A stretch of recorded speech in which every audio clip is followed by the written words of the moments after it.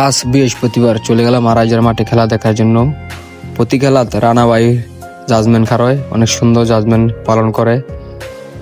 আজকেও চলে গেলাম আমরা আড়াইজার খেলা দেখার জন্য। আড়াইজার প্রতিদিনই খেলা হয়, সবাই আসবেন খেলা দেখার জন্য। খেলার পরিবেশ অনেক ভালো, কোনো ঝামেলা হয় না, সুন্দর পরিবেশ। আজকে খেলাটি হয়েছিল কালাপাইরা একাদশ বনাম দুপতরা একাদশ।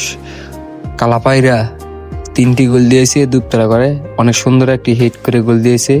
কালাপাইরা হেরা খুব ভালো খেলে, খুব সুন্দর খেলা হয়েছে আজকে। যারা খেলা দেখতে যান নাই অবশ্যই আগামীকাল খেলা দেখতে যাবেন সবাই।